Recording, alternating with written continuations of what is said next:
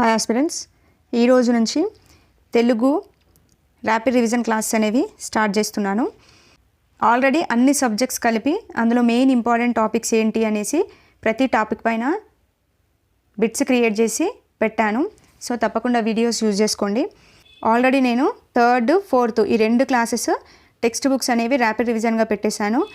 Fifth class కూడా bits అనేవి create చేసి టోటల్గా టెక్స్ట్ బుక్ మొత్తం వచ్చేలాగా ర్యాపిడ్ రివిజన్లోనే వచ్చేట్టుగా కంప్లీట్ ఇన్ఫర్మేషన్ ఇచ్చేసి అది కూడా అప్లోడ్ చేశాను. నేను అప్లోడ్ చేయందంటే 6th, 7th, 8th ఈ 3 క్లాసెస్ అనేవి తెలుగులో స్కిప్ అయ్యాయి. సో తెలుగులో మనకి 24 మార్క్స్ ఉంటాయి కదా, ఈజీగా 22 బిట్స్ అనేవి డెఫినెట్గా ప్రతి ఒక్కరు గెయిన్ చేసేలాగా టెక్స్ట్ బుక్లో ఉన్న ప్రతి లైన్ మెన్షన్ చేస్తూ క్లాసెస్ అనేవి స్టార్ట్ చేస్తున్నాను. చూడండి, ఈరోజు కూడా 6th క్లాస్లో ఫస్ట్ టు 6 చాప్టర్స్ మాత్రమే తీసుకున్నాను. ఓకే, ఇది పార్ట్ 1గా పెడుతున్నాను. నెక్స్ట్ పార్ట్ 2 వీడియోలో ఇంకో 6 చాప్టర్స్తో మొత్తం కంప్లీట్ చేసేద్దాము.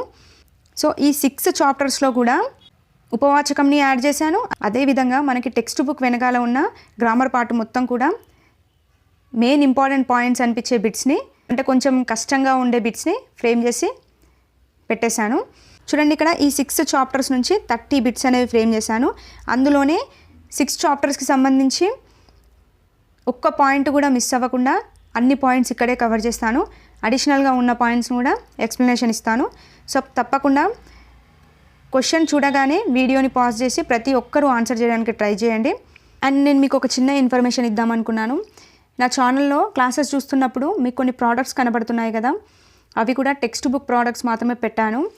ఎవరికైనా ప్రిపరేషన్లో ఏ బుక్ చదవాలి అని అర్థం కాకుండా ఉంటే నేను కొన్ని ట్యాగ్ చేస్తున్నాను. ఈరోజు తెలుగు చెప్తున్నాను కాబట్టి తెలుగుకు సంబంధించి కొన్ని బెస్ట్ బుక్స్ అనేవి ట్యాగ్ చేస్తాను. సో మీ దగ్గర ఏదైనా బుక్ లేకపోయినా, లేదంటే ఏ బుక్ చదవాలి అని కన్ఫ్యూజన్ ఉన్నా ఆ బుక్స్ ఒకసారి చూడండి. చూసి మీకు నచ్చితే డెఫినెట్గా తీసుకోండి. ఓకే, అది ఎలా చూడాలో కూడా నేను ఇప్పుడు చెప్తాను. ఒక్క 1 minute చూడండి అంతే. ఇలా ఛానల్ ఓపెన్ చేయగానే ఇక్కడ ఐకాన్ కనబడుతుంది కదా, ఐకాన్ పైన అయినా సరే క్లిక్ చేయండి, లేదంటే ఇక్కడ వ్యూ ఛానల్ పైన క్లిక్ చేయండి. క్లిక్ చేసిన తర్వాత చూడండి, ఇక్కడ ఐకాన్స్ కనబడతాయి మీకు. వాటిని ఇలా సైడ్కి స్క్రోల్ చేయండి. స్క్రోల్ చేయగానే ఇక్కడ స్టోర్ కనబడుతుంది కదా, సో ఆ స్టోర్ని క్లిక్ చేయండి. టెట్ అండ్ డిఎస్సికి బెస్ట్ ప్రిపరేషన్ బుక్స్ అనేవి పెట్టాను. అదేవిధంగా బెస్ట్ ప్రిపరేషన్ ప్రోడక్ట్స్ కూడా పెట్టాను. సీటెట్ ఎవరైనా ఇంగ్లీష్ మీడియం వాళ్ళు ఉంటే వాళ్ళ కోసం కూడా బుక్స్ పెట్టడం జరిగింది. సో ఎవరికైనా బుక్స్ కావాలి అని అంటే ఇక్కడ టెట్ అండ్ డిఎస్సి బుక్స్ పైన క్లిక్ చేయండి. చూడండి, ఇంగ్లీష్ పెట్టాను, సైన్స్ పెట్టాను, పర్స్పెక్టివ్ పెట్టాను, అండ్ మోడల్ పేపర్స్ కూడా పెట్టడం జరిగింది. ఒకసారి విజిట్ చేయండి, చూడండి. ఏవైనా బుక్స్ మీ దగ్గర లేకపోతే తీసుకోండి. ఓకే, ఫస్ట్ బిట్ చూడండి. ఎగ్జామ్ పాయింట్ ఆఫ్ వ్యూలో ఎలాగైతే బిట్ ఫ్రేమ్ అవుతుందో అదేవిధంగా బిట్స్ ఫ్రేమ్ చేశాను. చూసుకోండి, క్రింది వాటిలో పాఠం రచయితకు సంబంధించి సరికాని జత. ఇలా పాఠం యొక్క కవి కావచ్చు, అదేవిధంగా పాఠం యొక్క ఇతివృత్తము, ప్రక్రియ మీద డెఫినెట్గా ప్రతి సెషన్లో ఒక బిట్టు పడుతుందండి. ఓకే, పడవచ్చు పడకపోవచ్చు, కానీ పడే ఛాయిస్ అయితే ఉంటుంది. చూడండి, వర్షం అనే పాఠ్య భాగాన్ని రాసింది గోనబుద్ధారెడ్డి అంట. కరెక్టా అండి? కాదు కదండి. వర్షం అనే పాఠ్య భాగాన్ని ఎవరు రాశారు? పల్లా దుర్గయ్య రాయడం జరిగింది. అవునా? సో పల్లా దుర్గయ్య అనేది మనకి ఇక్కడ ఆన్సర్. నెక్స్ట్, అభినందన శేషం లక్ష్మీనారాయణాచార్య కరెక్టే. పోతన బాల్యం వానమాములై వరదాచార్యులు కరెక్టే. స్నేహబంధం పరవస్తు చిన్నయేశ్వరి కరెక్టే. ఓకే, రాంగ్ వచ్చేసి ఫస్ట్ 1. నెక్స్ట్ బిట్ చూడండి, క్రింది వాటిలో సరైన స్టేట్మెంట్. అభినందన అనే పాఠం యొక్క ఇతివృత్తం వచ్చేసి నైతిక విలువలు అంట. కరెక్టా అండి? అభినందన అనే పాఠ్య భాగం యొక్క ఇతివృత్తం ఏంటి? దేశభక్తి. ఓకే, దేశభక్తి అండ్ శ్రమ గౌరవం, ఈ రెండు కూడా అభినందన అనే పాఠ్యభాగం యొక్క ఇతివృత్తాలండి. ఓకే, మరి నైతిక విలువలు అనేది దేని యొక్క ఇతివృత్తంగా చెప్పొచ్చండి? ఇప్పుడు స్నేహబంధం ఉంది కదా, ఈ స్నేహబంధం పాఠ్యభాగం యొక్క ఇతివృత్తం నైతిక విలువలే అవుతుంది. అంతేకాకుండా శతకసుధ ఉంది కదా, ఈ శతకసుధ ఇతివృత్తం కూడా నైతిక విలువలే. ఓకే, నెక్స్ట్ చూడండి, పోతన బాల్యం పాఠం యొక్క ఇతివృత్తం పిల్లల ఆసక్తులు. కరెక్టే కదండి. ఈ పోతన బాల్యం పాఠం యొక్క ఇతివృత్తం వచ్చేసి పిల్లల ఆసక్తులు. మరి దీన్ని రాసింది ఎవరు? వానమాములై వరదాచార్యులు రాశారు. ఓకే, నెక్స్ట్, వర్షం పాఠం యొక్క ఇతివృత్తం ప్రకృతి చిత్రణ. ఎస్, కరెక్టే కదండి. వర్షం పాఠ్యభాగం యొక్క ఇతివృత్తం ప్రకృతి చిత్రణ. రాసింది ఎవరు వర్షం పాఠ్యభాగాన్ని? పల్లా దుర్గయ్య. ఇందాకే చెప్పాను కదా, పల్లా దుర్గయ్య రాయడం జరిగింది. ఓకే, సో మనకి సరైంది కాబట్టి బీసీ మాత్రమే సరైంది. సో 3 అనేది correct answer. Okay, next bit చూడండి. వర్షం అనే పాఠ్యభాగం ఏ ప్రక్రియకు చెందింది చెప్పండి. గేయం, వ్యాసం, ఖండకావ్యం, వచన కవిత. ఇది ప్రీవియస్ డిఎస్సిలో పడింది, ప్రీవియస్ టెట్లో కూడా పడిందండి. ఓకే, ప్రీవియస్ డిఎస్సి మొన్న జరిగిన డిఎస్సిలో కూడా వచ్చింది బిట్టు. చెప్పండి. వర్షం అనే పాఠ్యభాగాన్ని రాసింది పల్లా దుర్గయ్య రాశాడు. దీని యొక్క ఇతివృత్తం ఏమని చెప్పాను, ప్రకృతి చిత్రణ అని చెప్పాను. ఓకే, మరి ఈ వర్షం అనేది ఏ ప్రక్రియకు చెందింది అంటే ఖండకావ్య ప్రక్రియకు చెందింది. ఓకే, ఖండకావ్య ప్రక్రియ గుర్తుపెట్టుకోండి. నేను మీ నుండి ఆశించేది ఒకటే, డెఫినెట్గా ప్రతి ఒక్కరు లైక్ చేయండి, హై పాయింట్స్ మాత్రం తప్పకుండా ఇవ్వడానికి ట్రై చేయండి. ఓకే, నెక్స్ట్ క్రింది వాటిలో సరికానిది గుర్తించండి. అచ్చు అంటే పొల్లుగా పలికే ధ్వని అని అర్థం. కరెక్టా అండి? కాదు కదండి. అచ్చు అంటే పొల్లుగా పలికే ధ్వని కాదు, హల్లు అంటే పొల్లుగా పలికే ధ్వని అని అర్థం. ఓకే, అంటే ఇప్పుడు ఎగ్జాంపుల్గా చూస్తే ఇప్పుడు వా అనే అక్షరం ఉందండి. ఓకే, ఈ వా అనే అక్షరాన్ని ఏ విధంగా రాస్తాము అంటే వు ప్లస్ ఆ. ఓకే, ఈ రెండు కలిపితే మనకి వా అనే అక్షరం వస్తుంది. ఓకే, అంటే చూడండి, ఈ వా అనేది అచ్చు అవుతుందా హల్లు అవుతుందా? హల్లు కదా. సో ఈ హల్లు అక్షరాన్నే కదా పొల్లుగా పలికాం. చూడండి, వు అంటున్నాం, వు ప్లస్ ఆగా రాస్తే వా అవుతుంది. సో ఇక్కడ హల్లు అక్షరం కదా ఇది. సో హల్లు అంటేనే మనం పొల్లుగా పలికాం కదా, పొల్లుగా పలికే ధ్వని అని అర్థం. ఓకే, గుర్తుపెట్టుకోండి, చాలా ఇంపార్టెంట్. ఇక్కడ అచ్చు అంటే పొల్లుగా పలికే ధ్వని కాదు, హల్లు అంటే పొల్లుగా పలికే ధ్వని. ఓకే, దీంట్లో కూడా చూడండి, ఇక్కడ వు అని ఉంది కదండి, ఇదేంటి హల్లు అవునా. మొదటి పదం ఏమవుతుంది, వు అనేది హల్లు అవుతుంది. రెండవ పదం ఆ ఉంది, ఇదేంటి మరి ఆ అనేది అచ్చు. ఓకే, ఇది కూడా ఇంపార్టెంట్. సో ఇక్కడ వా అనే హల్లులో మనకు 2 ధ్వనులు కనిపిస్తున్నాయి కదా, వు ప్లస్ ఆగా రాస్తున్నాం అంటే 2 ధ్వనులు కనిపిస్తున్నాయి కదా. సో దీంట్లో మొదటిది వచ్చేసి హల్లు అవుతుంది, రెండవది వచ్చేసి అచ్చు అవుతుంది. ఓకే, ఇది కూడా ఇంపార్టెంట్. ఇలాగే అడుగుతాడు, ఏదైనా ఒక వర్డ్ ఇస్తాడు. ఇప్పుడు ఎగ్జాంపుల్గా చ అనే అక్షరంలో ఎన్ని ధ్వనులు ఉన్నాయి అని అడుగుతాడు. ఎన్ని ధ్వనులు వస్తాయంటే చ అనే అక్షరంలో చు ప్లస్ ఆ, ఈ 2 కలిస్తేనే మనకి చ అనే అక్షరం ఏర్పడుతుంది. ఓకే, ఈ చ అనే అక్షరంలో 2 ధ్వనులు ఉన్నాయి కదా. సో మొదటిది ఏమై ఉంటుంది అని అడుగుతాడు. ఏమై ఉంటుంది మొదటిది? హల్లు అయి ఉంటుంది. ఓకే, హల్లు అవుతుందా, అచ్చు అవుతుందా, ఉభయాక్షరం అవుతుందా అని చెప్పేసి ఇస్తాడు. సో ఏమవుతుంది మొదటిది? హల్లు అవుతుంది.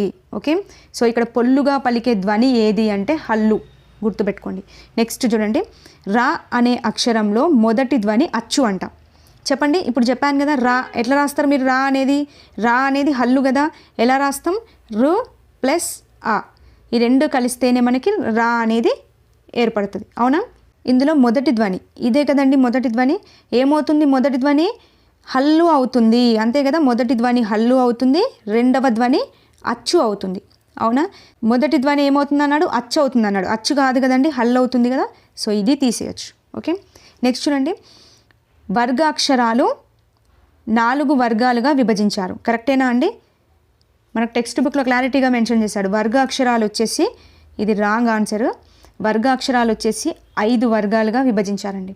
ఓకే, సో ఇవి కూడా కా నుండి మా వరకు 5 వర్గాలుగా విభజించారు. అంటే ఇప్పుడు క అంటే కవర్గం, చవర్గం, టవర్గం, తవర్గం, పవర్గం అని చెప్పేసి విభజించడం జరిగింది. ఓకే, అంటే 5 వర్గాలుగా విభజించారు, 4 కాదు 5. నెక్స్ట్ చూడండి, గ అనే అక్షరంలో ధ్వనుల సంఖ్య 3. కరెక్టా అండి? చెప్పండి. చూడండి ఇక్కడ రాసుకోండి, గ అనే అక్షరం ఉంది, దీంట్లో ధ్వనుల సంఖ్య ఎంతనో రాయాలి మనం. ఈ గాని మనం ఏ విధంగా రాస్తాం చెప్పండి? గ్ ప్లస్ ఆగా రాస్తాం. అవునా, అంటే గా కావాలి అంటే మనం గ్ ప్లస్ దీర్ఘం ఉంది కాబట్టి సెకండ్ ఆ తీసుకుంటాం, గాగా రాస్తాం. అంటే ఎన్ని ధ్వనులు వచ్చాయండి? గ్ అనేది ఒక ధ్వని, ఆ అనేది ఒక ధ్వని. అంటే ఎన్ని ధ్వనులు? 2 ధ్వనులు వచ్చాయి. కానీ ఏం చెప్పాడు? 3 ధ్వనులు అని చెప్పాడు. సో ఇది రాంగ్ తీసేయాలి. ఓకే, సో సరి కానిది అని అడిగాడు కదండి. చూడండి ఇక్కడ ABCD 4 సరికానిదే. సో ఇక్కడ నన్ను అనేది పెట్టుకోవాలి. ఓకే, ఇది ఇక్కడ నేను చెప్పిన ప్రతి పాయింట్ కూడా టెక్స్ట్ బుక్లో మెన్షన్ చేశాడు. సో ఇదే విధంగా బిట్ అనేది ఫ్రేమ్ అవుతుంది, తప్పకుండా గుర్తుపెట్టుకోండి. ఓకే, ఇందులో అడిగితే ఏదైనా ఒక అక్షరం ఇచ్చేసి అందులో ధ్వనుల సంఖ్య ఎంత అని అడుగుతాడు. పొల్లుగా పలికేదాన్ని ఏమని పిలుస్తారు అని అడుగుతాడు. దాంట్లో మొదటిదేంది రెండవదేంది అనేది గుర్తుపెట్టుకోండి. ఓకే, నెక్స్ట్ బిట్ చూడండి. క్రింది వాటిలో సంయుక్తాక్షర పదం ఏంటి? చూడండి, మనకు ద్విత్వాక్షరాలు ఉంటాయి, సంయుక్తాక్షరాలు ఉంటాయి, నెక్స్ట్ సంశ్లేషాక్షరం అనేది ఉంటుంది. అవునా? సో వీటి గురించి నేను ఆల్రెడీ ప్రీవియస్లో కూడా చాలాసార్లు ఎక్స్ప్లెనేషన్ ఇచ్చాను. బిట్ ఫ్రేమ్ అయితే మాత్రం ఇదిగోండి ఇదే విధంగా ఇదే ప్యాటర్న్లో ఫ్రేమ్ అవుతుంది. మొన్న జరిగిన టెట్లో కూడా ఇదే విధంగా ఫ్రేమ్ అయింది. ఓకే, ద్విత్వం అంటే ఏంటండి? ఒక హల్లుకు అదే హల్లు ఒత్తుగా చేరితే ద్విత్వం. అంటే ఇప్పుడు కాకి కా ఒత్తు చేరింది. చూడండి, క అనేదానికి కా ఒత్తు అనేది చేరింది. అంటే ఒక హల్లుకు అదే హల్లు ఒత్తుగా చేరింది కదండి. ఇలా ఒకదానికి దానికి సంబంధించిందే హల్లు ఒత్తుగా చేరితే దాన్ని ద్విత్వం అంటారు. అంటే రెండు సేమ్ ఉండాలి అంతే. ఓకే, నెక్స్ట్ సంయుక్తాక్షరం అంటే ఏంటంటే ఒక హల్లుకు వేరే హల్లు అనేది ఒత్తుగా చేరాలండి. ఓకే, సో ఇప్పుడు టెక్స్ట్ బుక్లో ఇచ్చిన ఎగ్జాంపుల్ చూద్దాం. న్యా అనేది ఇచ్చాడు. అంటే చూడండి, నాకు యావత్ అనేది ఒత్తుగా చేరింది. ఓకే, ఇప్పుడు నాకి నా ఒత్తు అనేది ఒత్తుగా చేరితే అది ద్విత్వం అవుతుంది. బట్ నాకి వేరేది చేరింది, యా ఒత్తు చేరింది. సో ఇలా వేరేది చేరితే అది సంయుక్తాక్షరం అవుతుంది. ఓకే, నెక్స్ట్ చూడండి, సంశ్లేషాక్షరం అంటే ఒక హల్లుకు ఒకటి కంటే ఎక్కువ హల్లులు ఒత్తులుగా చేరాలండి. అంటే ఇప్పుడు ఇలా ఇచ్చాడండి, క్ష్మి అని ఇచ్చాడు. ఓకే, అంటే ఇక్కడ చూడండి, కాకి షా ఒత్తు చేరింది, మా ఒత్తు చేరింది. అంటే రెండు చేరాయి, ఒకటి కంటే ఎక్కువనే చేరింది కదా. అలా చేరితే దాన్ని సంశ్లేషాక్షరం అని పిలుస్తారు. ఓకే, బ్లైండ్గా ఒకటే గుర్తుపెట్టుకోండి, ఏ హల్లుకు అదే హల్లు ఒత్తుగా చేరాలి. కాకి కా ఒత్తే చేరితే అది ద్విత్వం అవుతుంది. ఒకదానికి వేరే హల్లు ఒత్తుగా చేరాలి. నాకు యా ఒత్తు ఒత్తుగా చేరింది కాబట్టి సంయుక్తాక్షరం అవుతుంది. ఒక హల్లుకు ఒకటి కంటే ఎక్కువ హల్లులు ఒత్తులుగా చేరితే సంశ్లేషాక్షరం అవుతుంది. ఓకే, రైట్, ఇది క్లారిటీ కదా. ఇప్పుడు అడిగింది ఏంటి? సంయుక్తాక్షరం అడిగాడు. సంయుక్తాక్షరం అంటే ఏంటి? ఒక హల్లుకు వేరే హల్లు ఒత్తుగా చేరాల్సి ఉంటుంది. అవునా? ఈ ప్యాటర్న్ చూడండి, అక్కలో మనకి కా అనేది ఉంది. సో కాకి కా ఒత్తే చేరింది. అలాంటప్పుడు ఇది ఏమవుతుంది? ద్విత్వాక్షరం అవుతుంది. అవునా? నెక్స్ట్ చూడండి, క్ష్మి ఉంది. క్ష్మి అంటే ఏంటి? దానికి కాకి షా ఒత్తు చేరింది, మా ఒత్తు చేరింది. అంటే ఒకటి కంటే ఎక్కువ చేరాయి. సో ఇదేమవుతుందండి? సంశ్లేషాక్షరం అవుతుంది. ఓకే, నెక్స్ట్ చూడండి, రాకి గా ఒత్తు చేరింది. ఓకే, అంటే రాకి గా ఒత్తు చేరింది అంటే ఒక హల్లుకు వేరే హల్లు ఒత్తుగా చేరింది కదా. సో అలాంటప్పుడు ఇదేమవుతుంది? సంయుక్తాక్షరం అవుతుంది. ఓకే, సో ఆన్సర్ అనేది ఇది మనకి కరెక్ట్ ఆన్సర్. ఓకే, సో ఇప్పుడు ఇక్కడ రాకి రా ఒత్తు చేరితే ద్విత్వం అవుతుండే, బట్ రాకి గా ఒత్తు చేరింది కాబట్టి సంయుక్తాక్షరం. నెక్స్ట్ చూడండి, డాకి దా ఒత్తే చేరింది ఎద్దులో. ఓకే, సో దాకి దా ఒత్తు చేరింది కాబట్టి ఇదేమవుతుంది? ద్విత్వాక్షరం అవుతుంది. క్లియర్? ఇలాగే బిట్ ఫ్రేమ్ అవుతుందండి. ప్రీవియస్లో కూడా ఇలాగే వర్డ్స్ ఇచ్చేసి దాంట్లో ద్విత్వ పదం ఏంటి, సంయుక్త పదం ఏంటి అని అడగడం జరిగింది. గుర్తుపెట్టుకోండి. ఇందాక బిట్ ఎక్స్ప్లెనేషన్ ఇచ్చినప్పుడు చిన్న కాన్సెప్ట్ చెప్పాను కదా, అది అందరికి గుర్తుంది కదా. ఇప్పుడు దాంట్లోనే చూద్దాము. ఇప్పుడు ద్విత్వాక్షరం కా ఉంది. ఓకే, దీంట్లో ఎన్ని ధ్వనులు ఉంటాయండి? చెప్పండి, ఎన్ని ధ్వనులు వస్తాయి? 3 ధ్వనులు వస్తాయి. అవునా? ఏ విధంగా వస్తాయంటే అది కూడా చూసుకోవాలి. కా కదా, కు ప్లస్ నెక్స్ట్ ఇంకో కావత్తు చేరింది కదా, కు ప్లస్ ఆగా తీసుకుంటాం. క ప్లస్ ఆ అంటే 1 2 3 ఈ 3 కలిస్తేనే మనకి క అనే వర్డ్ ఏర్పడుతుంది. ఓకే, అంటే ఇప్పుడు క అనే దాంట్లో మనకి ఎన్ని ధ్వనులు ఉన్నాయంటే 3 ధ్వనులు ఉన్నాయి. ఓకే, వాటిని రాయండి అంటే ఈ విధంగా రాయాల్సి ఉంటుంది. ఓకే, ప్రీవియస్ స్టెట్లో ఇది అడిగాడండి, క్ష్మి అనేది ఏ విధంగా రాయొచ్చు ధ్వనుల రూపంలో రాస్తే అని చెప్పేసి అడిగాడు. తెలుసా? ఒకసారి రాసి చూద్దామా? ఫస్ట్ క్ష్మి అంటే కా అనే వర్డ్ పలుకుతున్నాం. సో క్ అనేది రాసుకుంటాం. నెక్స్ట్ షా అనే వర్డ్ పలుకుతాం. ఓకే, షు అనేది రాసుకుంటాం. నెక్స్ట్ మీ అంటున్నాం అంటే మా వర్డే కదా, సో ము అనేది రాసుకుంటాం. క్ష్మి అంటున్నాం అంటే మనకు వచ్చేది ఏంటి? అచ్చేది వినిపిస్తుంది, ఈ అనేది వినిపిస్తుంది. ఓకే, ఈ అనేది రాస్తాం. ఓకే, అంటే ఇక్కడ కకారం, షకారం, మకారం అనే 3 హల్లులు కలిసి మనకు క్ష్మి అనేది ఏర్పడింది. ఓకే, అంటే ఇప్పుడు ఈ క్ష్మి అనే దాంట్లో ఎన్ని ధ్వనులు ఉన్నాయండి? చూడండి, 1 2 3 4 అంటే 4 ధ్వనులు ఉన్నాయి అని చెప్పాలి. ఓకే, ఇలాగే ఒక వర్డ్ ఇచ్చేసి దాన్ని ధ్వనుల రూపంలో రాయండి అని చెప్పేసి ఇస్తాడు. సో ఈ విధంగా రాసుకోవాల్సి ఉంటుంది. ఓకే, ప్రీవియస్ టెట్లో పడింది బిట్. సో చూసుకోండి. ఓకే, మనకు 6th క్లాస్లో ఉన్న కాన్సెప్టే ఇది ఫస్ట్ చాప్టర్ అయిపోగానే, అందుకే ఇన్ డీటెయిల్గా చెప్పుకుంటూ వెళ్తున్నాం. సో తప్పకుండా గుర్తుపెట్టుకోండి. నెక్స్ట్ బిట్, క్రింది వాణిలో ఎవరు విమర్శనా వ్యాసాలు దక్షిణ భారత ప్రచార సభ వారి స్రవంతి అనే పత్రికలో ప్రచురించబడ్డాయి? చెప్పండి. ఎవరు రాసిన విమర్శనా వ్యాసాలనేవి దక్షిణ భారత హిందీ ప్రచార సభ వారి స్రవంతి అనే పత్రికలో ప్రచురించబడ్డాయి? చెప్పండి. ఎవరండి? శేషం లక్ష్మీనారాయణాచార్య. ఓకే, ఈయన రాసిన విమర్శనా వ్యాసాలనేవి దక్షిణ భారత ప్రచార హిందీ సభ వారి స్రవంతి అనే పత్రికలో ప్రచురించబడ్డాయండి. చాలా ఇంపార్టెంట్ ఇది, స్రవంతి అనేది గుర్తుపెట్టుకోండి. ఈయన ఏ లెసన్ రాశాడని చెప్పాను? అభినందన అనే లెసన్ రాశానని చెప్పాను, అవునా? సో ఈ అభినందన అనే లెసన్ అనేది ఏ గేయ సంకలనం నుంచి తీసుకున్నాడు అంటే స్వరభారతి అనే గేయ సంకలనం నుంచి తీసుకున్నాడు. ఓకే, ఇది కూడా గుర్తుపెట్టుకోవాలి. ఆ పాఠాన్ని ఎక్కడి నుండి తీసుకోబడింది కూడా గుర్తుపెట్టుకోవాలి. గుర్తుపెట్టుకోండి, స్వరభారతి అనే గేయ సంకలనం నుండి తీసుకున్నాడు. ఓకే, నెక్స్ట్ బిట్, పంచతంత్రం రాసింది ఎవరు? చెప్పండి. ఏనుగు లక్ష్మణ కవి, విష్ణు శర్మ, ఏలకూచి బాలసరస్వతి, దాశరథి. ఆన్సర్ వచ్చేసి పంచతంత్రం రాసింది విష్ణు శర్మ అండి. ఓకే, ఇది ఆల్మోస్ట్ అందరికీ తెలుసు. సో ఈ విష్ణు శర్మ రాసిన పంచతంత్రంని చిన్నయ్య సూరి ఉన్నాడు కదండి, ఈ చిన్నయ్య సూరి తెలుగులోకి అనువదించడం జరిగింది. ఓకే, తెలుగులోకి అనువదించాడు, గుర్తుపెట్టుకోండి. పంచతంత్రం రాసింది విష్ణు శర్మ, దీనిని చిన్నయ్య సూరి తెలుగులోకి అనువదించాడు. ఓకే, క్రింది వాటిలో సరైనవి. ఈ బిట్ వచ్చేసి మనకు స్నేహబంధం టాపిక్ ఉంది కదా, అందులో కొన్ని జంతువులకి వాటి పాత్రల పేర్లను మెన్షన్ చేశాడు. ఓకే, దాంట్లో నుంచి ఫ్రేమ్ చేశాను. సో కాకి యొక్క నేమ్ వచ్చేసి మనకి ఇక్కడ లఘుపతనకం అనేది కాకి యొక్క నేము. నెక్స్ట్ ఇక్కడ ఎలుక ఉంటుంది కదా, ఎలుక యొక్క పాత్ర పేరు ఏంటి అంటే ఇక్కడ హిరణ్యకం అండి. నెక్స్ట్ తాబేలు ఉంటుంది కదా, ఈ తాబేలు యొక్క నేమ్ ఏంటి అంటే మంతరకం అండి. ఇంకొకటి ఉంటుంది జింక ఉంటుంది. ఓకే, ఈ జింక యొక్క నేమ్ ఏంటి అంటే చిత్రాంగ. చూడండి, కాకి అంటే లఘుపతనకం, ఎలుక హిరణ్యకం, తాబేలు మంతరకం, జింక చిత్రాంగ. ఓకే, క్వశ్చన్ చూడండి. లఘుపతనకం అనగా తాబేలు. చెప్పండి, లఘుపతనకం అంటే కాకి కదా, తాబేలు అని ఇచ్చాను కదా, సో తీసేయచ్చు. నెక్స్ట్ మంతరకం అంటే కాకి. చూడండి, మంతరకం అంటే తాబేలు కదండి, సో కాకి కాదు కదా, తీసేయచ్చు. ఓకే, సో సరైనవి అంటే రెండు సరికావు ఇచ్చాను. సో నన్ అనేది మన correct option. Okay, next bit, ప్రకృతి వికృతి పదాలలో సరికాని జత ఏది? ఓకే, అడవి, అడవి యొక్క వికృతి రూపం ఏంటి? అటవి, కరెక్టే కదండి. రాత్రి, రాతిరి, కరెక్టే కదండి. దీనికే రేతిరి అని కూడా ఇంకొక బోర్డు ఉంటుంది, గుర్తుపెట్టుకోండి. నెక్స్ట్ సహాయం, సహాయంకి సహనమా అండి? కాదు కదండి, సహాయంకి సాయం అనేది ఆన్సర్.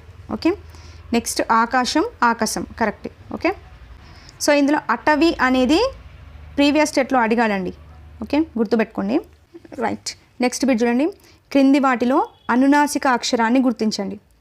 చెప్పండి, ఇది కూడా ప్రీవియస్ స్టేట్లో పడింది. ఇదే విధంగా అనునాసికాలను గుర్తించండి, లేదంటే అంతస్తాలను గుర్తించండి, ఊష్మాలను గుర్తించండి అని చెప్పేసి క్వశ్చన్లో ఇచ్చేసి ఇదిగోండి ఇలాగే కింద కొన్ని అక్షరాలను మెన్షన్ చేస్తాడు, దాంట్లో మనం గుర్తించాల్సి ఉంటుంది. చాలాసార్లు పడింది బిట్ ఈ టైప్లో. చెప్పండి, అనునాసిక అక్షరాలు ఏంటండి? అనునాసికాలు అంటే ఏమేమి వస్తాయండి? చెప్పండి. ఇన్య, ఇని, అన, నా, మా అనేవి అనునాసికాలు. ఓకే, సో ఫస్ట్ ఆప్షన్ చూడండి. యా, యా అనేది అనునాసికమా? కాదు కదండి. యా అనేది ఏంటి? అంతస్థం అవుతుంది, అవునా? అంతస్థం అవుతుంది. అంతస్తాలు ఏమేమిటి ఉంటాయి? యా, రా, లా, వ అనేవి అంతస్తాలు. ఓకే, నెక్స్ట్ చూడండి. ద, ద అనేది అనునాసికమా? కాదు కదండి. ద అనేది ఏంటవుతుంది? సరళాలు కదండి. గ, జ, డ, ద, బ అనేవి సరళాలు కదా. సో ఈ సరళాల్లో దా ఉంటుంది కదా, సో ఈ దా అనేది సరళాల కిందికి వెళ్ళిపోతుంది. నెక్స్ట్ చూడండి. అన, ఎస్, అన అనేది మనకు అనునాసికమే కదా, ఎస్ ఇది తీసుకోవచ్చు. ఓకే, నెక్స్ట్ హా అనేది ఏంటి? హా కూడా కాదు. హా అనేది ఏంటి? ఊష్మాలు కదండి. ఆ అనేది ఊష్మాలు అంటే ఏమేమి వస్తాయి? షే, షా, సా, హ అనేవి మనకి ఊష్మాలు. ఓకే, గుర్తుపెట్టుకోండి. ఇన్య, ఇని, అన, నా, మా అనేవి అనునాసికాలు. యా, రా, లా, వా అనేవి అంతస్తాలు. గజడదబ, కచటతప. ఓకే, ఈ రెండింటిని కలిపి మనం అల్ప ప్రాణాలు అంటాం. నెక్స్ట్ ఊష్మాలలో శేష సాహ అనేవి ఊష్మాలు. ఓకే, గుర్తుపెట్టుకోండి పాయింట్స్, రీకాల్ చేసుకోండి అంతే. నెక్స్ట్ ఈ బిట్ చూడండి, ఖ ఘ ఛ అంటే ఖచటతప గజడదబ. ఓకే, ఇవి అనేటివి ఏంటివి అని అడిగాను. ఓకే, పరుషాలు అవుతాయా, వర్గయుక్కులు అవుతాయా, అల్ప ప్రాణాలు అవుతాయా, అంతస్తాలు అవుతాయా చెప్పండి. ఏమవుతాయండి ఇవి? వర్గయుక్కులు అవుతాయి. ఓకే, వర్గయుక్కుల్ని ఏమని పిలుస్తాం? మహాప్రాణాలు అని పిలుస్తారు. ఓకే, సో ఇప్పుడు పరుషాలు చూసినట్లయితే పరుషాలు ఏమేమిటివండి? కచటతప, నెక్స్ట్ గజడదబ. అవునా, ఈ కచటతపాని పరుషాలు అంటారు, గజడదబాని సరళాలు అంటారు. అవునా, మరి ఈ రెండింటినీ కలిపి ఏమని పిలుస్తాం? అల్ప ప్రాణాలు అని పిలుస్తాం. అవునా, అదే ఒత్తు ఉంటే ఈ కచటతపాకి గజడదబాకి ఒత్తి పలికితే అంటే ఖ ఛ ఠ థ ఫ ఘ ఝ ఢ ద భ ఇలా ఉంటే వాటిని మహాప్రాణాలు, వర్గయుక్కులు అని పిలుస్తారు. ఓకే, గుర్తుపెట్టుకోండి. ఇందాక చెప్పాను కదా అనునాసికాలేంటి, అంతస్తాలేంటి, ఊష్మాలేంటి. సో అవి ఈ అల్ప ప్రాణాలు, మహాప్రాణాలు గుర్తుపెట్టుకోండి. ఓకే, నెక్స్ట్ బిట్, గ్రాంధిక భాషలో ప్రాధాన్యం ఉన్నది ఏది చెప్పండి. 0, అరసున్న, విసర్గ, పైవన్నీ చెప్పండి. గ్రాంధిక భాషలో ప్రాధాన్యత ఉన్నది అరసున్నాకండి. ఓకే, అదే విసర్గ అనేది సంస్కృత పదాలకు మాత్రమే యూజ్ చేస్తారు. ఓకే, సంస్కృత పదాలకు మాత్రమే యూజ్ చేసేది విసర్గ. గ్రాంధిక భాషలో ప్రాధాన్యత ఉన్నది అరసున్న. ఓకే, నెక్స్ట్ బిట్టు, నోటికి తాళం వేయు, కింద పడ్డ మీదికాలు నాదే అనేవి వరుసగా చెప్పండి ఏమవుతాయి? 2 జాతీయాలు అవుతాయా, సామెత అవుతుందా, జాతీయం అవుతుందా, 2 సామెతలే అవుతాయా చెప్పండి. చూడండి, నోటికి తాళం వేయు అనేది జాతీయం అవుతుంది. ఓకే, కింద పడ్డ మీదికాలు నాదే అనేది సామెత అవుతుందండి. ఓకే, సో నోటికి తాళం వేయు అనేది జాతీయం, కింద పడ్డ మీదికాలు నాదే అనేది సామెత. సో డి అనేది మన కరెక్ట్ ఆన్సర్. చూడండి, ప్రతి సెషన్లో కూడా ఈ జాతీయాల నుండి సామెతల నుంచి బిట్స్ పడతాయి. సో మనకు 6th క్లాస్లో టెక్స్ట్ బుక్ వెనకాల జాతీయాలు, సామెతలు అని చెప్పేసి అవ్వో 30 ఇవ్వో 30 వరకు ఇచ్చాడు. సో అవి చూసుకోండి, మ్యాక్సిమం దాంట్లో నుంచే బిట్ ఫ్రేమ్ అవుతుంది. ఓకే, నెక్స్ట్ బిట్, వ్యాఘ్రం, శార్దూలం అనే పర్యాయ పదాలకు అర్థం. ఇది ప్రీవియస్ స్టెట్లో పడిందండి బిట్. చెప్పండి, వ్యాఘ్రం, శార్దూలం అనే పదాలకు అర్థం ఏంటండి చెప్పండి. వ్యాఘ్రం, శార్దూలం, పుండరీకం. ఓకే, ఈ 3 పదాలకు అర్థం ఏంటి అంటే పులి అనేది అర్థం. ఓకే, మరి సింహానికి ఏమేమి ఉంటాయండి? ఇది కూడా చాలా ఇంపార్టెంట్. కేసరి అండ్ మృగరాజు అండ్ పంచాస్యం. ఓకే, కేసరి, మృగరాజు, పంచాస్యం అనేవి సింహంకి వస్తాయి. అదే పులి యొక్క పర్యాయ పదాలు అయితే పుండరీకం, వ్యాఘ్రం, శార్దూలం. ఓకే, గుర్తుపెట్టుకోండి ఇవి. నెక్స్ట్ బిట్, క్రింది అర్థాలకు సంబంధించి సరి కానిది గుర్తించండి. ఇందులో కూడా ప్రీవియస్ టెట్ బిట్ పడింది, దీంట్లో నుంచి కూడా చెప్పండి. అంగ్రీ అంటే అరచేయి, కరెక్టా అండి? కాదండి, అంగ్రీ అంటే కాలు, ఇదే బిట్టు పడింది ప్రీవియస్లో. ఓకే, నెక్స్ట్ అడలు కొను అంటే ఏడ్చు, కరెక్టే. నెక్స్ట్ అవరజుడు అంటే తమ్ముడు, కరెక్టే, ఇది ప్రీవియస్లో అడిగారు టెట్లో. నెక్స్ట్ ఉచ్చు అంటే వల. ఓకే, చూడండి, కొంచెం కాన్సన్ట్రేషన్ ఎక్కువగా చేయాల్సిన బిట్స్ మాత్రమే ఫ్రేమ్ చేశాను అర్థాలకు సంబంధించి. నెక్స్ట్ చూడండి, క్రింది అర్థాలకు సంబంధించి సరికాని జత. చూడండి, ఎలమి అంటే గొప్పగా అంట, కరెక్టా అండి? కాదండి, ఎలమి అంటే సంతోషం అండి. ఓకే, సంతోషం అనే అర్థం వస్తుంది. కథనం అంటే యుద్ధం, కందుకం అంటే బంతి, కార్యం అంటే పని. ఓకే, ఈ కందుకం కూడా ప్రీవియస్ టెట్లో అడిగాడు. ఓకే, మ్యాక్సిమం ప్రీవియస్లో వచ్చినవి ఫ్రేమ్ చేశాను, చూసుకోండి. నెక్స్ట్ బిట్, క్రింది వాటిలో సరి కానిది. చూడండి, పల్లా దుర్గయ్య హనుమకొండలో జన్మించాడు. ఎస్, కరెక్టేనండి, పల్లా దుర్గయ్య హనుమకొండలోని మడికొండ అనే గ్రామంలో జన్మించాడు. సో ఇది కరెక్టే. నెక్స్ట్, కాకతీయ విశ్వవిద్యాలయం నుంచి తెలుగులో ఎంఏ పట్టా పొందాడు, కరెక్టా అండి? కాదండి, ఎంఏ పట్టా పొందాడు, మొట్టమొదటిసారిగా తెలుగులో ఎంఏ పట్టా పొందింది ఇతనే. బట్ కాకతీయ విశ్వవిద్యాలయం కాదండి, ఉస్మానియా విశ్వవిద్యాలయం. ఓకే, ఇవి కూడా గుర్తుపెట్టుకోవాలి పాయింట్స్. ఉస్మానియా విశ్వవిద్యాలయం నుంచి తెలుగులో మొట్టమొదటిసారిగా ఎంఏ పట్టా పొందాడు. నెక్స్ట్, వర్షం అనే పాఠ్యభాగం ఈయన రాసిన గంగిరెద్దు నుండి తీసుకోబడింది, కరెక్టా అండి? సో వర్షం అనే పాఠ్యభాగం వచ్చేసి ఖండ కావ్య ప్రక్రియకు చెందింది అని చెప్పాను.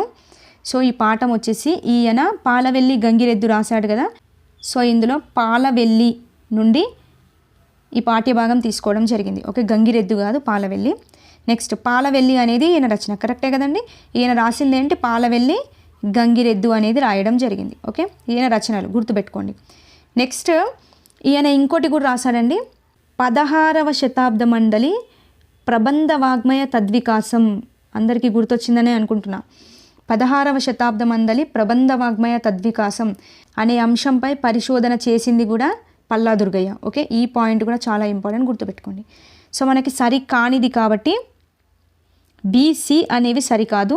సో 4th ఆప్షన్ అనేది కరెక్ట్. ఓకే, ఇక్కడ ఉన్న పాయింట్స్ అన్నీ ఇంపార్టెంటే చూసుకోండి. ఈ గంగిరెద్దు పాలవెల్లి చాలాసార్లు పడిందండి బిట్. నెక్స్ట్ బిట్, చిన్న రాష్ట్రాల ఏర్పాటుతోనే దేశం అభివృద్ధి చెందుతుందని కాంక్షించిన వ్యక్తి. మీరు 6th క్లాస్ టెక్స్ట్ బుక్ ఏ పేజ్ వదలకుండా చదివితే ఈ బిట్ అనేది మీకు దొరుకుతుంది. చిన్న రాష్ట్రాల ఏర్పాటుతోనే దేశం అభివృద్ధి చెందుతుంది అని కాంక్షించిన వ్యక్తి డాక్టర్ బిఆర్ అంబేద్కర్ అండి. ఓకే, గుర్తుపెట్టుకోండి పాయింట్. నెక్స్ట్ బిట్, క్రింది వాటిలో సరికానిది. స్వయంభు శివాలయం, కుష్మహల్ అనేవి వరంగల్ కోటకు దగ్గరలో కనిపిస్తాయి. ఎస్, కరెక్టే కదండి. స్వయంభు శివాలయం కావచ్చు, కుష్మహల్ కావచ్చు, నాట్య మండపం, ఇవన్నీ కూడా వరంగల్ కోటకు దగ్గరలోనే కనిపిస్తాయి. నెక్స్ట్ పెంబర్తి అనేది రాగి కళాఖండాలకు ప్రసిద్ధి. కరెక్టా అండి? కాదు కదండి. పెంబర్తి అనేది ఇత్తడి కళాఖండాలకు ప్రసిద్ధి. ఓకే, రాగి కాదు, ఇత్తడి కళాఖండాలకు ప్రసిద్ధి. నెక్స్ట్ ప్లేగు వ్యాధి నిర్మూలన కోసం గుర్తుగా చార్మినార్ను కట్టించారు. ఎస్, కరెక్టే కదండి. ప్లేగు వ్యాధి నిర్మూలన గుర్తుగా కట్టించింది చార్మినార్. ఓకే, ఎప్పుడండి? ఇది కూడా 1591లో కట్టించారు. ఇది 5th క్లాస్ సోషల్లో వస్తుంది మనకి. సో సరికానిది కాబట్టి బి అనేది కరెక్ట్ ఆన్సర్. నెక్స్ట్ బిట్, క్రింది వాటిలో సరైనది గుర్తించాలి. ఫస్ట్ ఆప్షన్, బొమ్మలగుట్ట అనేది ఆదిలాబాద్ జిల్లాలో కనిపిస్తుంది. కరెక్టా అండి? కాదు కదండి. బొమ్మలగుట్ట అనేది మనకు కరీంనగర్ జిల్లాలో కనిపిస్తుంది. ఓకే, ఈ కరీంనగర్ జిల్లాలోని గంగాధర మండలం కురిక్యాల గ్రామం అండి. ఓకే, కురిక్యాల గ్రామం, ఇవన్నీ గుర్తుపెట్టుకోవాలి. బొమ్మలగుట్ట అనేది కరీంనగర్ జిల్లా గంగాధర మండలం కురిక్యాల గ్రామంలో ఉంది. ఓకే, నెక్స్ట్ తెలుగులో మనకు దొరికిన తొలి సీస పద్యాల శాసనాన్ని జినవల్లభుడు రాశాడు. చెప్పండి, కరెక్టేనా అండి? కాదు కదండి. తెలుగులో మనకు కొన్ని కంద పద్యాలున్న శాసనాలు దొరికాయి. సో ఈ తెలుగులో దొరికిన తొలి కంద పద్యాలున్న శాసనాలను రాసింది ఎవరు అంటే జినవల్లభుడు రాశాడండి. ఓకే, చాలా ఇంపార్టెంట్ పాయింట్ మెన్షన్ చేశాడు టెక్స్ట్ బుక్లో, గుర్తుపెట్టుకోండి. నెక్స్ట్ అష్టదిగ్గజాలు అనే మిస్టేక్ పడిందండి. కవులు పెద్ద సోమ భూపాలుడి కాలంలో కనిపిస్తారు. కరెక్టా అండి? కాదు కదండి. అష్టదిగ్గజాలు అనే కవులు చిన్న సోమ భూపాలుడి కాలంలో కనిపిస్తారండి. ఓకే, చిన్న సోమ భూపాలుడి కాలంలో మనకి అష్టదిగ్గజాలు అనే కవులు కనబడతారు. ఓకే, సో ఏ, బి, సి అనేవి 3 రాంగే. సో ఏది కాదనేది ఇక్కడ ఆన్సర్ తీసుకోవాలి. ఓకే, నెక్స్ట్ బిట్, పదాల మధ్య అర్థ సంబంధాన్ని ఏర్పరచడానికి ఉపయోగించే వాటిని ఏమని పిలుస్తారు? నెంబర్ ఆఫ్ టైమ్స్ టెట్లో చాలాసార్లు పడిందండి బిట్. చెప్పండి, పదాల మధ్య అర్థ సంబంధాన్ని ఏర్పరచడానికి ఉపయోగించే వాటినే విభక్తి ప్రత్యయాలు అని పిలుస్తారు. ఓకే, విభక్తి ప్రత్యయాలు అంటారు, గుర్తుపెట్టుకోండి. నెక్స్ట్ బిట్, విశ్వామిత్ర చరిత్రము రాసింది ఎవరు? చెప్పండి. శతక కవుల నుంచి ఈ బిట్ అనేది మెన్షన్ చేశాను. చూడండి, ఇదే విధంగా అడుగుతాడు. ఏదో ఒక రచన ఇచ్చేసి దాన్ని రాసింది ఎవరు అని అడుగుతాడు. సో అన్నీ గుర్తుపెట్టుకోవాలి. చెప్పండి, విశ్వామిత్ర చరిత్రము రాసింది ఎవరండి? ఏనుగు లక్ష్మణ కవి రాశాడు. అవునా? ఈయన విశ్వామిత్ర చరిత్రము ఒకటి, నెక్స్ట్ రామేశ్వర మహత్యము ఒకటి, గుర్తు తెచ్చుకోవాలి అన్ని పాయింట్స్. నెక్స్ట్ గంగా మహత్యం ఒకటి. ఓకే, రామేశ్వర మహత్యం, గంగా మహత్యం, విశ్వామిత్ర చరిత్ర, ఈ 3 రాసింది ఏనుగు లక్ష్మణ కవి అండి. ఓకే, అంతేకాకుండా ఈయన సంస్కృతంలో భర్తృహరి రాశాడు కదండి, సుభాషిత త్రిశతి అని. ఓకే, ఈ సుభాషిత త్రిశతిని తెలుగులోకి అనువదించిన కవులలో ఈ ఏనుగు లక్ష్మణ కవి ఒకడండి. ఓకే, ఈ పాయింట్ కూడా గుర్తుపెట్టుకోండి. నెక్స్ట్ చూడండి, పక్కి వెంకట నరసింహ కవి కాదు కదా, ఈయన ఏం రాశాడండి? పక్కి వెంకట నరసింహ కవి కుమారి శతకం రాశాడు. అవునా? కుమారి శతకం రాసింది పక్కి వెంకట నరసింహ కవి. నెక్స్ట్ కౌకుంట్ల నారాయణరావు కాదు, ఈయన ఏం రాశాడండి? ప్రభుతనయ శతకం రాశాడు. అవునా? ప్రభుతనయ శతకం రాసింది కౌకుంట్ల నారాయణరావు. నెక్స్ట్ టీవీ నారాయణ ఏం రాశాడండి? భవ్య చరిత శతకం రాశాడు. ఓకే, ఈ శతకాలు కూడా గుర్తుపెట్టుకోవాలి. భవ్య చరిత శతకం రాశాడు. ఏనుగు లక్ష్మణ కవి ఏం రాశాడు? సుభాషిత రత్నావళి రాయడం జరిగింది. ఓకే, పాయింట్స్ అన్నీ గుర్తుపెట్టుకోండి. నెక్స్ట్ బిట్, రత్నమాల అనే ఖండ కావ్యాన్ని రాసింది ఎవరు? చెప్పండి. అన్నీ 6th క్లాస్ బిట్సే. రత్నమాల అనే ఖండ కావ్యాన్ని రాసింది ఎవరండి? సిరిసినగల్ కృష్ణమాచార్యులు రాశాడండి. ఓకే, ఈయన రత్నమాల అనే ఖండ కావ్యాన్ని రాశాడు. అదేవిధంగా ఈయన కొన్ని రచనలు కూడా చేశాడు కదండి. ఏమేమి రచనలు చేశాడు? కళాశాల అభ్యుదయం చేశాడు, ఇంకొకటి రామానుజ చరితం, నెక్స్ట్ చిత్ర ప్రబంధం. ఓకే, గుర్తుపెట్టుకోండి. కళాశాల అభ్యుదయం, రామానుజ చరితం, చిత్ర ప్రబంధం అనే రచనలతో పాటు రత్నమాల అనే ఖండ కావ్యాన్ని కూడా రాశాడు. ఓకే, ఇతనిని ప్రముఖ శతావధాని అని కూడా పిలుస్తారండి. ఓకే, అంతేకాకుండా ఈయనకున్న బిరుదు ఏంటండి? అభినవ కాళిదాసు అనే బిరుదు కూడా ఇతనికి ఉంది. ఓకే, గుర్తుపెట్టుకోండి. అభినవ కాళిదాసు అనే బిరుదు పొందిన వ్యక్తి కూడా సిరిసినగల్ కృష్ణమాచార్యులు. ఓకే, నెక్స్ట్ వీళ్ళందరి గురించి బిట్స్ పెట్టాను, చూద్దాం. నెక్స్ట్ బిట్ చూడండి. ఇది కూడా మొన్న జరిగిన టెట్లోనే వచ్చింది బిట్. భద్రభూపాలుడు అనగా ఎవరు? చెప్పండి. దూర్జటి, సోమన, బద్దెన, పోతన. చెప్పండి ఎవరండి? భద్రభూపాలుడు అంటే బద్దెననే కదండి. సో ఈ బద్దెనకే మరో పేరు భద్రభూపాలుడు. ఓకే, ఈయన వెములవాడ చాళుక్య రాజు అండి. ఓకే, వెములవాడ చాళుక్య రాజు భద్రభూపాలుడే మనకి బద్దెనగా పేరు పొందాడు. ఓకే, ఈ బద్దెన రాసిన శతకం ఏంటండి? సుమతి శతకం రాశాడు. అవునా, ఈ సుమతి శతకం రాశాడు. సో ఈ సుమతి శతకంలో మనకి ఎక్కువగా ఏం కనబడతాయండి అంటే ఏ పద్యాలు కనబడతాయండి? కంద పద్యాలు కనబడతాయి. ఓకే, ఇది కూడా ఇంపార్టెంట్ పాయింట్స్. కంద పద్యాలు అనేవి ఈ సుమతి శతకంలో కనబడతాయి. ఓకే, ఈయన రాసిన గ్రంథం ఏంటి మరి? నీతి శాస్త్ర ముక్తావళి అనే గ్రంథాన్ని కూడా ఈయన రాయడం జరిగింది. ఓకే, ప్రతి పాయింట్ ఇంపార్టెంట్ చూసుకోండి. నెక్స్ట్ బిట్ చూడండి. క్రింది వాటిలో సరైనది. కళాశాల అభ్యుదయం, రామానుజ చరితం రాసింది కౌకుంట్ల నారాయణరావు. కరెక్టా అండి? కాదు కదండి, ఇందాకే చెప్పాను కదా. కళాశాల అభ్యుదయం, రామానుజ చరితం, చిత్ర ప్రబంధం రాసింది ఎవరండి? సిరిసినగల్ కృష్ణమాచార్యులు కదా రాసింది. సో సిరిసినగల్ కృష్ణమాచార్యులు అనేది దీనికి ఆన్సర్ అవుతుంది. నెక్స్ట్ చూడండి. మహేశ్వర శతకం, కవితాకేతనం రాసింది టీవీ నారాయణ. కరెక్టా అండి? కాదు కదండి. ఎవరు రాశారు మరి? మహేశ్వర శతకం, కవితాకేతనం అనేది రాసింది ఎవరు? చెప్పండి. సూరోజు బాల నరసింహాచారి రాశాడు. ఓకే, సూరోజు బాల నరసింహాచారి మహేశ్వర శతకం, కవితాకేతనం, వాటితో పాటు బాల నృసింహ శతకం, నెక్స్ట్ భగవద్గీత కంతామృతం, నెక్స్ట్ వీర బ్రహ్మేంద్ర స్వామి చరిత్ర. ఓకే, ఇవన్నీ రాసింది ఈ సూరోజు బాల నరసింహాచారి. ఓకే, గుర్తుపెట్టుకోండి ఇవన్నీ. నెక్స్ట్ జీవన వేదం, ఆత్మదర్శనం రాసింది సూరోజు బాల నరసింహాచారి. కరెక్టేనా అండి? కాదు కదండి. ఈ జీవన వేదం, ఆత్మదర్శనం రాసింది టీవీ నారాయణ రాశాడు. ఓకే, టీవీ నారాయణ రాయడం జరిగింది.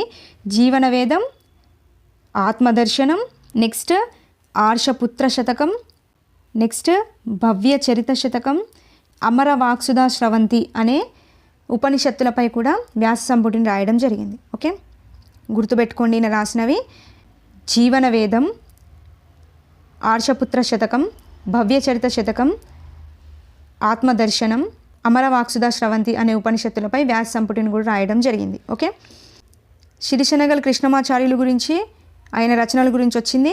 టీవీ నారాయణరావు అతని రచనల గురించి వచ్చింది. సూరోజు బాల నరసింహాచారి ఆయన రచన గురించి వచ్చింది. సో ఇందులో నుంచి ప్రీవియస్ స్టేట్లో చాలా టైమ్స్ బిట్ అనేది ఫ్రేమ్ చేశాడు. రచనలకు సంబంధించింది గుర్తుపెట్టుకోండి. నెక్స్ట్ బిట్టు, ధనం సంపాదించాలి, అయితే అందులో కొంత దానం కూడా చేయాలి, అందులో అవ్యయం గుర్తించండి. ఓకే, ఇదే విధంగా అవ్యయానికి సంబంధించి ప్రీవియస్ స్టేట్లో బిట్ అనేది ఫ్రేమ్ చేశాడు. ఇదే విధంగా బిట్ అనేది ఫ్రేమ్ అవుతుంది. ఓకే, చెప్పండి. ధనం అయితే దానం చేయాలి. అసలు అవ్యయం అంటే ఏంటండి? లింగ, వచన, విభక్తులు లేని వాటిని అవ్యయం అంటారు. అంటే లింగం అంటే ఏంటి? అందులో స్త్రీలింగం ఉండొద్దు, పుంలింగం ఉండొద్దు, నపుంసకలింగం ఉండొద్దు. వచనాలు అంటే ఏకవచనం ఉండొద్దు, బహువచనం ఉండొద్దు. విభక్తులు అంటే మనకు విభక్తులు ఉన్నాయి కదా, అందులో ఏ విభక్తి కూడా ఉండకూడదు. అలా లేని వాటినే అవ్యయాలు అంటారు. ఓకే, చెప్పండి, ధనం అవుతుందా అండి? ధనం కాదు కదా. అయితే అనేది, అయితే అనే వర్డ్కి లింగ వచన విభక్తులు అనేవి ఉండవు. దానంకి ఉంటాయి. చేయాలి అనేదానికి క్రియ కదా ఉంటుంది. సో ఇక్కడ ఆన్సర్ వచ్చేసి అయితే అనేది మనకి ఇక్కడ అవ్యయం అవుతుంది. ఓకే, అయితే కావచ్చు, టెక్స్ట్ బుక్లో కొన్ని మెన్షన్ చేస్తారు గుర్తుపెట్టుకోండి. ఆహా కావచ్చు, అట్లని కావచ్చు, నెక్స్ట్ షబాష్ కావచ్చు, అమ్మో కావచ్చు. ఓకే, ఈ పదాలన్నీ కూడా అవ్యయాల కిందకే వస్తాయి. ఇన్ కేస్ మనకి ఎగ్జామ్లో ఇలాంటి వర్డ్స్ కనిపిస్తే అవ్యయం పెట్టేసేయండి. ఓకే, నెక్స్ట్ బిట్ చూడండి. అభినవ కాళిదాసు మధుర కవి అనే బిరుదులు ఎవరికి కలవు? మొన్న నేను పేపర్ ఎక్స్ప్లెనేషన్ ఇచ్చినప్పుడు కూడా చెప్పాను, ఈ మధుర కవి అనే బిరుదు ఎవరికి కలదు అని చెప్పేసి కూడా బిట్ ఫ్రేమ్ అయ్యింది టెట్లో. చెప్పండి, అభినవ కాళిదాసు మధుర కవి ఎవరి బిరుదులు అండి ఇవి? వానమాములై వరదాచార్యులు గారి బిరుదులు. ఓకే, ఈయన ఏం రాశాడు? పోతన బాల్యం అనే పాఠ్యభాగం రాశాడు కదా. సో ఆయన యొక్క బిరుదులు. ఇంకేమేమి ఉన్నాయి? అభినవ కాళిదాసు, మధుర కవి, ఇంకేమున్నాయండి నా బిరుదులు? కవి చక్రవర్తి ఉంటుంది.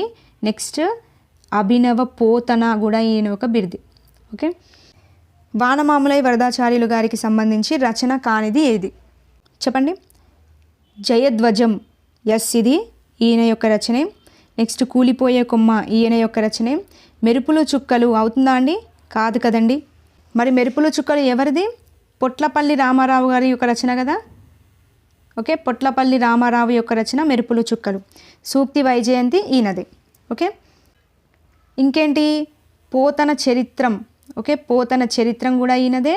నెక్స్ట్ మణిమాల కూడా ఈయనదే. నెక్స్ట్ వ్యాసవాణి కూడా ఈయనదే.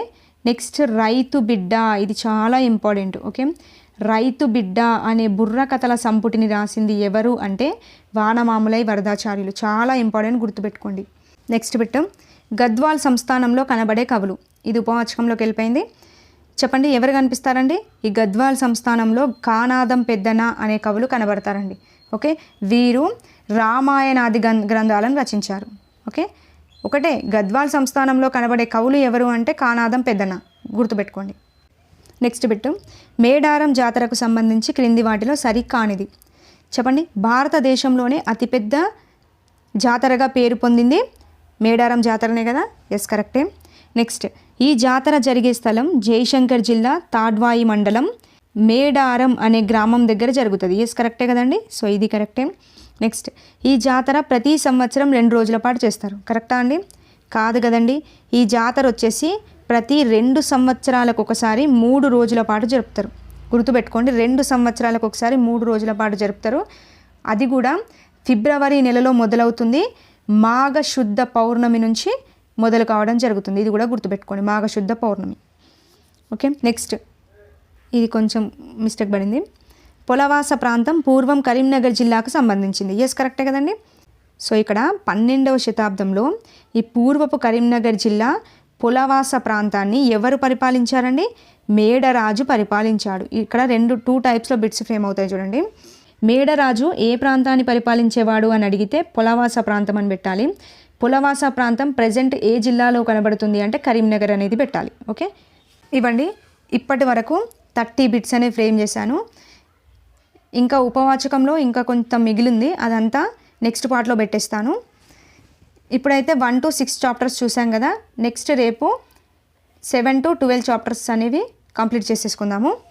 వీడియో మీకు యూస్ఫుల్గా అనిపిస్తే మాత్రం డెఫినెట్గా ప్రతి ఒక్కరూ లైక్ చేయండి. నెక్స్ట్ వీడియోతో మళ్ళీ కలుద్దాం. థ్యాంక్ యూ అండి. Thank you for watching.